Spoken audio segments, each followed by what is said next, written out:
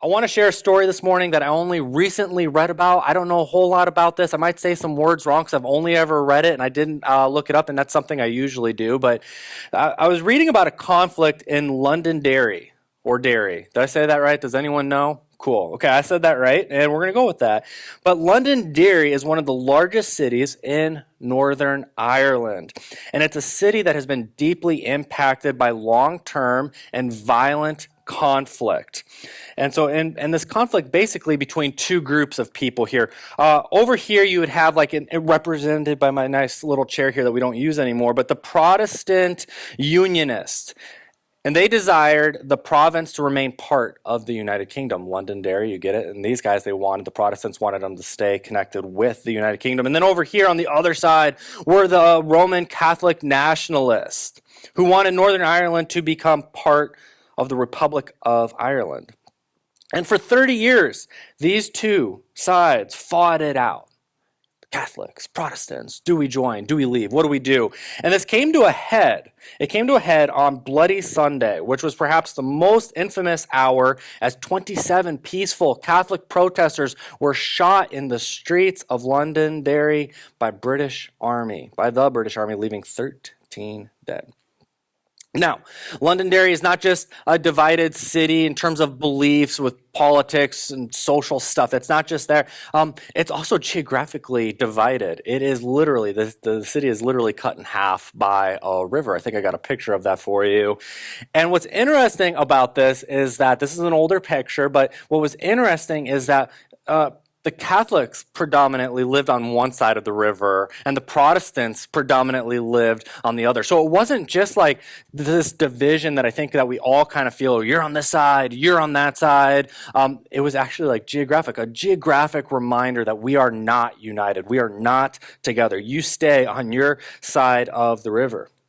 It's kind of this reminder, this river, very obvious kind of reminder right in your face, a symbol of hate, resentment, bitterness, judgment, unforgiveness that cut a city and a nation in half.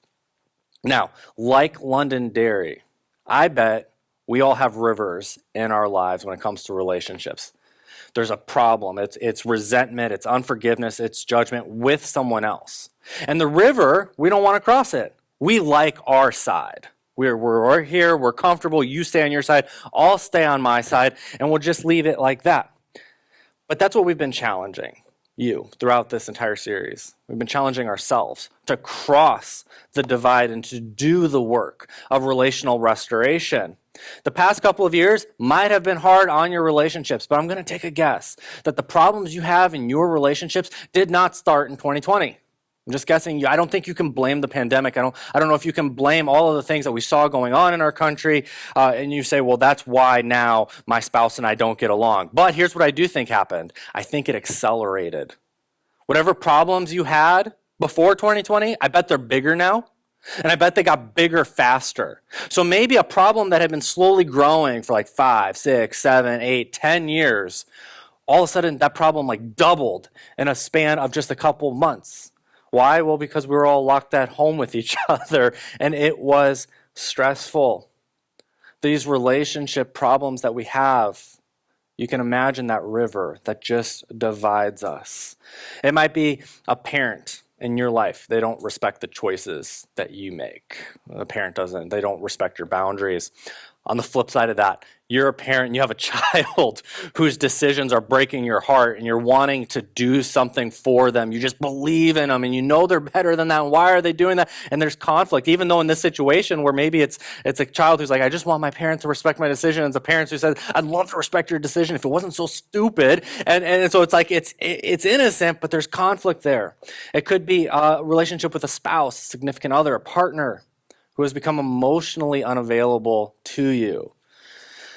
And we've all had friends who have let us down. Some of us have had friends who let us down over and over and over again. Could be at work, coworker or boss, completely unaware of your contributions, your positive contributions. Just go in there and they just never notice just how hard you're working. And these things all contribute to that river of division between us and other people.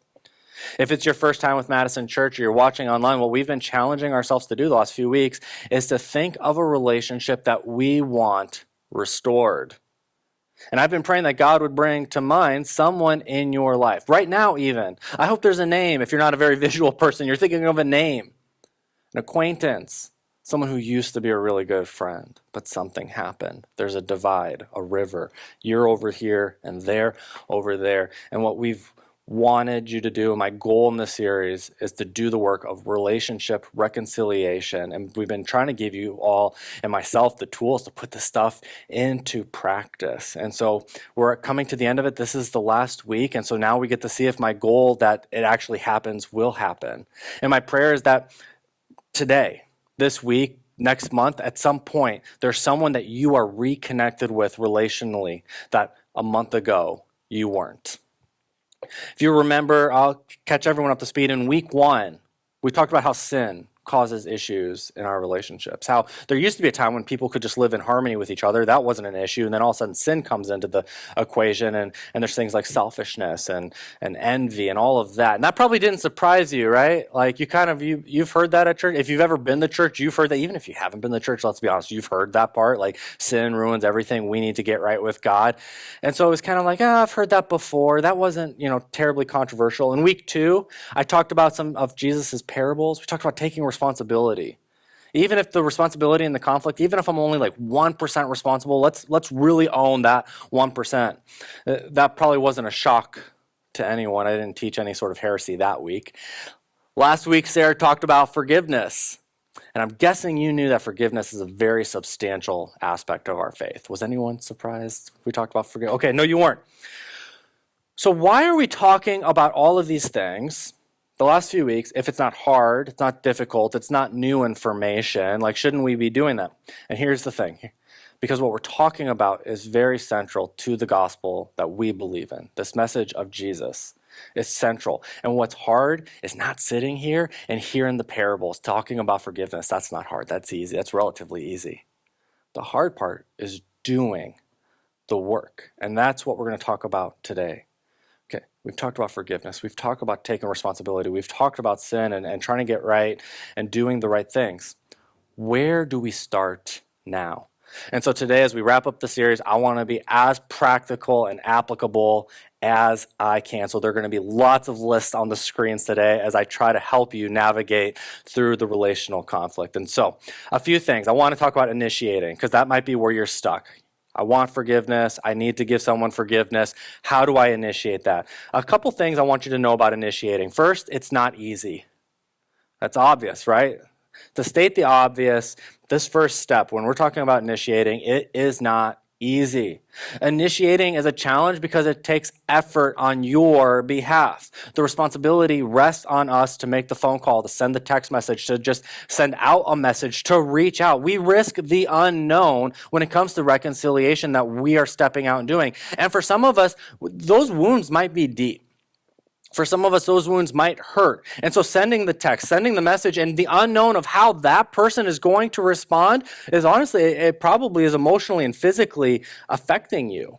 So this is not easy. I want to acknowledge that. And at the same time, while this is difficult, it's what God wants for us. It's not something he wants from us. It's something that he wants for us. God has this expectation that we will do this. Listen to this passage in Romans 12. Paul says, "Bless those who persecute you.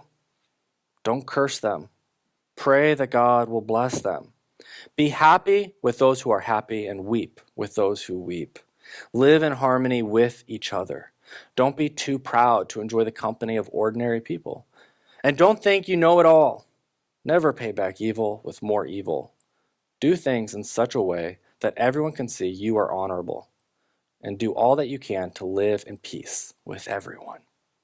You see, this is the hard part of what we've been talking about for a month. It's not, you probably have heard this verse before, but can you do it?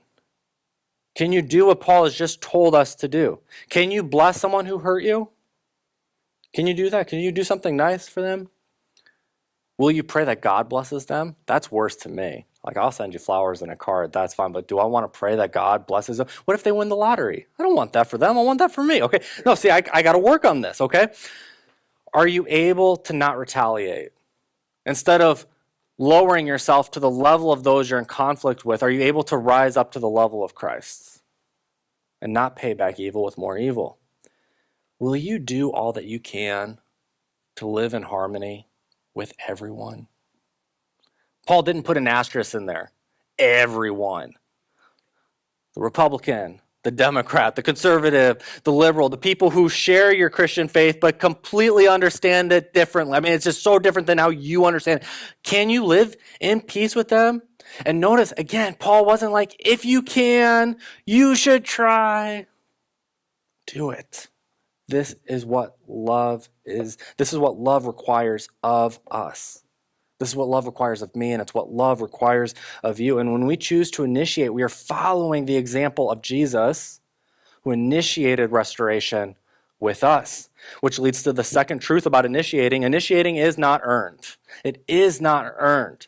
It is tempting for us to want to wait for the other person to initiate with us. Why haven't they sent me the text message, the phone call, the email, whatever it might be? I'll just wait. It's easy to think that if they just held up their end of the deal, our relationship, we wouldn't even be here. They spoke those hurtful words before I spoke my hurtful words. But that's irrelevant, right? They started it. They spoke those hurtful words. They broke the agreement. Our relationship is strained, and it's their doing. It's not my fault. And yet, if you're a follower of Jesus, we don't presume that everyone is, but if you are a follower of Jesus, we cannot wait for another person to deserve it. We cannot. Jesus didn't wait for you to deserve it. He didn't wait for me to deserve it. He would still be waiting if he did. He initiated it. And it wasn't because we earned it. God initiated the restoration of a relationship with us because of his great love for you and me. And can we love the people in our lives the way that Jesus loves us? That's the ask. That's the hard part. I love how Eugene Peterson paraphrases Paul's words again in Romans, this time chapter 5. Christ arrives at the right time, right on time to make this happen. He didn't and doesn't wait for us to get ready. Paul's talking about grace and salvation and the life that Jesus lived, the death he had, and the resurrection. He, Jesus, presented himself for this sacrificial death when we were far too weak and rebellious to do anything to get ourselves ready. And even if we hadn't been so weak, we wouldn't have known what to do anyway. We can understand someone dying for a person who is worth dying for, and we can understand how someone good and noble could inspire us to selfless sacrifice. But God put his love on the line for us by offering his son in sacrificial death while we were of no use whatever to him. This isn't exactly like a real good, like feel good about yourself passage here, but it highlights the love, the amazing love, grace, and forgiveness of God. This is what God did for us while we were unworthy, before we contributed, before we did anything. He initiated with us. The love of God displayed through Jesus is beyond our comprehension. We can't love anyone the way that God loves us. So I want to acknowledge that it's beyond our comprehension, but that isn't this path to not love. Again, as followers of Jesus, we're told to pass on this love that Jesus gives us to everyone around us. Paul writes, love each other with genuine affection and take delight. Be happy. Find joy in honoring each other. It's not an option. Paul is telling these Christians in Rome and Christians in Madison and all over the world for thousands of years that this is what it means to follow in the footsteps of Jesus. We extend love to the unlovable. We move toward another person in the ways that we've talked about the last several weeks, offering forgiveness, taking responsibility out of our sincere love, not just for them, but for God. And because we love God, we listen and we put those things into practice. We honor other people above ourselves. So initiating, it's not easy, it's not earned, but it is for everyone. Initiating is for everyone because the truth is we have all sat in both chairs at different times in our life. There have been times in your life, I bet, where you've been wronged. right? Somebody said something that was deeply hurtful. Somebody did something to you that was terrible. You might have to see a therapist because of it, but you've been wronged. And yet, I'm guessing even the best person in the room, I'm guessing there have been other times where you've done wrong, and maybe it wasn't on accident, right? Maybe you really did purposely hurt someone. They said something or did something, and they didn't mean to, but you certainly meant what you said, and you certainly meant what you did.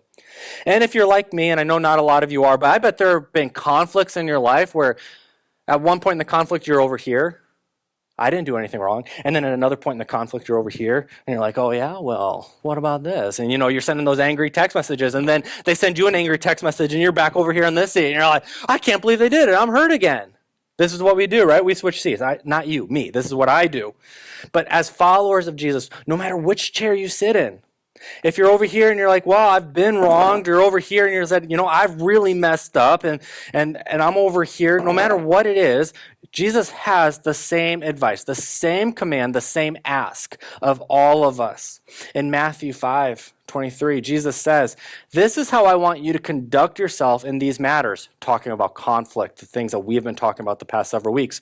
If you enter a place of worship and about to make an offering, you suddenly remember a grudge a friend has against you.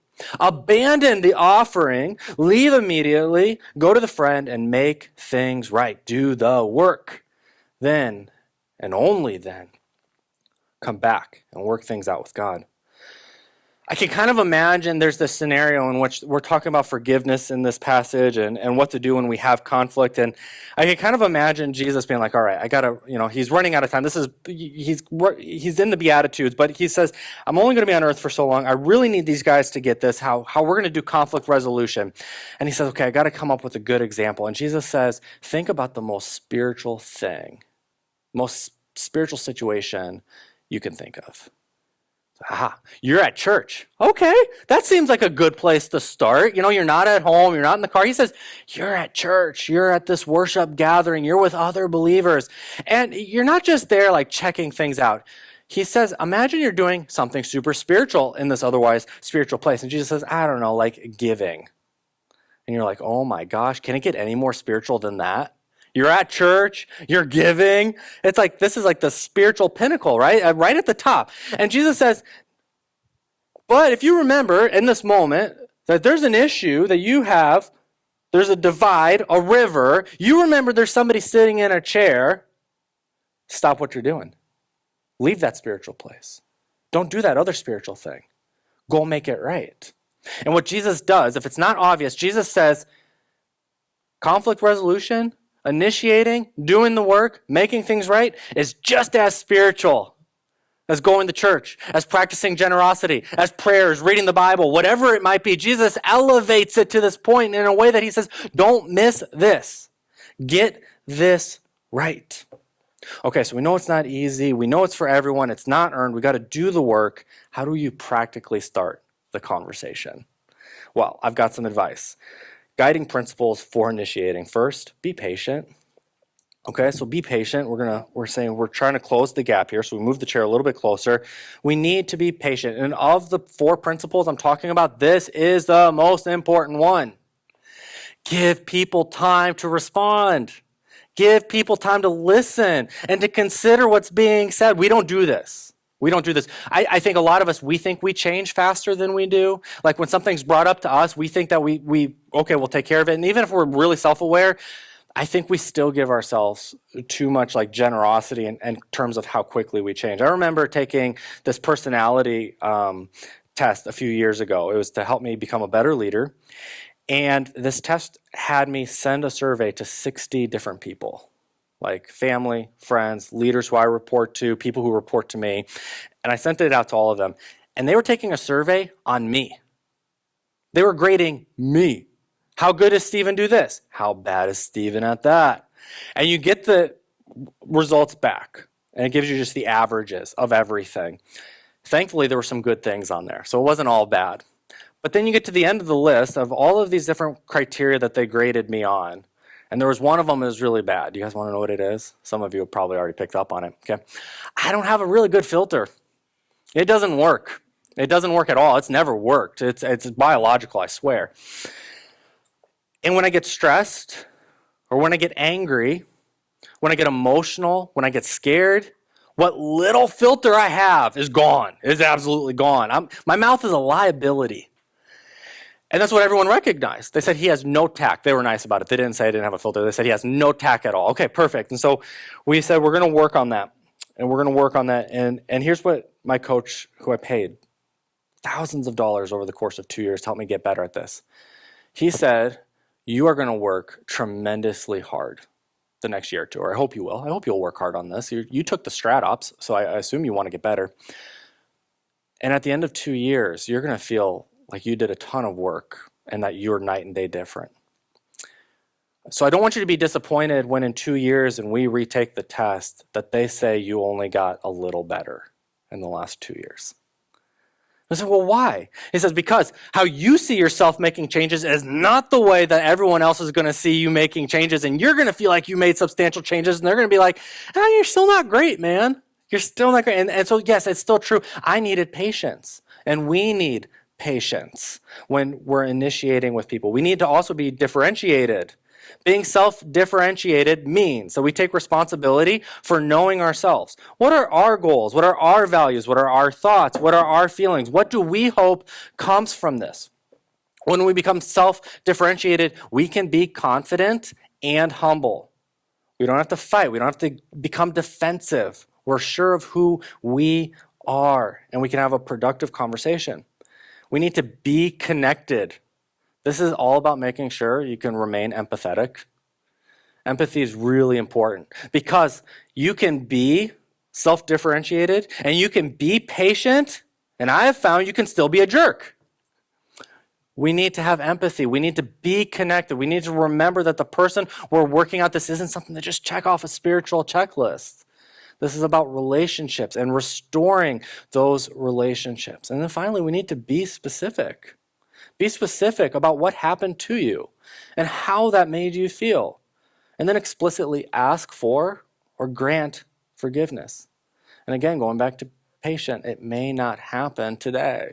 It may not happen after one text message. It may take several text messages, several meetings of getting together. There may be another period in time in which you two don't talk or see each other, but then you eventually keep coming back. But this is how we get started. Now, a crucial note. We're not saying that every relationship you've ever had needs to be restored. If you got out of an abusive relationship, don't go back. I want you to hear me. I'm trying to be as explicit as I can. We are not telling you there's anything spiritual about that. Don't go back. And if you are in an abusive relationship and you need help, please reach out to me. We have resources that could help. We're not advocating a return to toxic situations either. If you got out of a toxic situation, it's probably best you leave it behind you. It sounds like that person needs to do work on their self before you can, okay? But when we start thinking about restoration, we've ruled out toxic relationships, we've ruled out abusive ones. We need to assess trustworthiness. Trust has become, to me, it's just this whole summer as I've been just reading and thinking and praying and growing myself, I just keep coming back to this idea of how important trust is. And everything we've talked about, I mean, from this series to past series, it really boils down to whether or not we can trust each other. Well, how do we know if we can trust each other? Dr. Henry Cloud, some of you might know his name. He's a renowned clinical psychologist, the author of over 45 books. And the reason you probably, if you do know his name, the reason you probably know his name is because he's written every book on boundaries out there on Amazon right now. Just type in boundaries on Amazon and his name's going to come up. There's going to be about 13 books, okay? It's all about boundaries. But he had a new book come out this year, and I've been reading it. I love it a lot, and it's about trust and the science behind trust. You know that biologically you're wired to discern whether or not you can trust someone, that there are little chemicals going off and around you. And so you might think that I've just got a bad feeling about that person. Have you ever said that to yourself? That's like millions of years or however you fall in this issue. But it's like God divinely, put these little things in you. And you're like, well, I can't put a name on it. But your brain is like, no, we know. We know. So, but he says, let's talk about this. Let's figure out what's going on in our brains and how can we begin to trust someone. And he has these filters. I'm just going to read them from my iPad here because I copy and pasted it from the book. He says, one of the filters is understanding. How deeply does this person grasp our needs, desires, and well-being within this relationship? Is this person attentive enough to truly comprehend me and offer me meaningful support? So when we're talking about reconciliation, we're talking about relationships, and you're asking, can I trust this person? The first filter to run through is, do they understand me? Do they get me? The second one is motive. Are their actions driven by genuine concern for my welfare, or are they self-interested? Will they champion me in my absence? Will they have my best interest in mind, or is there another motive?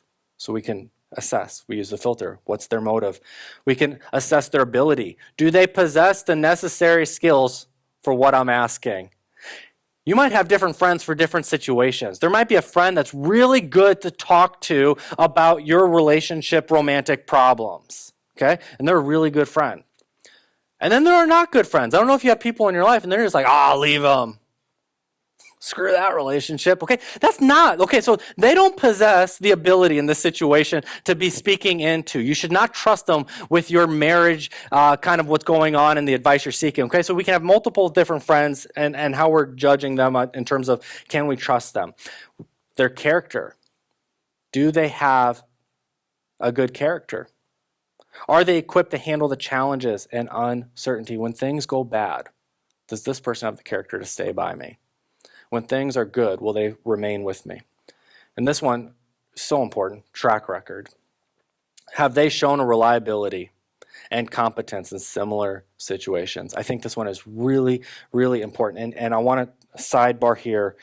This is the only time I'm sidebarring this whole talk here, okay? But if you're at Madison Church, we exist to connect people with God and each other. And you're like, that's great. And yes. And it's like, so does that mean you're walking out of here today with a new best friend? No. Not at all. I wish it was, but no. Could you come here for a year and still not have a best friend? Yeah, that's possible. Yeah, that's possible. Could you be here for 5 years? Yeah, that's possible. This is where track record, I think, really comes into play. Okay? If we want good friends in our faith community, and I'm not saying you got to only be friends with people at Madison Church or only friends with people who are followers of Jesus. That's not what I'm saying. But if we do want that, if we want followers of Jesus as friends and we want people in this community to be our friend, we have to have a track record. We have to prove it. Trust takes time. It doesn't happen in one day. It doesn't happen in 1 week. And it won't even happen in a year. A track record is developed over and over again. There's a bad situation. I respond really well one time. That's not a track record. That's an anomaly. It's only happened one time. And it might take another year or two for something bad to happen again. And then I show up again. And all of a sudden, I'm developing this pattern of trust with you. And so my encouragement for you all, develop a good track record. Show up for people. Reach out. Do the work of initiation. And you're going to see the fruit of that will be good friendships. Now, as we wrap up this series in today's discussion, I want to share with you how the conflict in Londonderry is going. Around a decade ago, a significant development unfolded, the construction of a bridge. I think I got a picture of that one too. On June 25th, 2011, the Peace Bridge was open. Isn't that cool? The Peace Bridge. I mean, not just cool like it's a cool bridge, but the city that was divided has now been bridged. This thing that represented this geographic difference, and you stay on your side and I'll stay on my side, a bridge was built, and they called it the Peace Bridge. And in our personal lives, we can build bridges too. And the best part is that you don't have to build bridges alone. Because of Jesus, his life, death, and resurrection, because of the cross, we can bridge any relationship, no matter how deep and wide that river and those hurts might be. And when we walk across this bridge, not alone, but with Jesus, with our faith, we can become confident in our ability to initiate peace with other people, no matter how they will respond.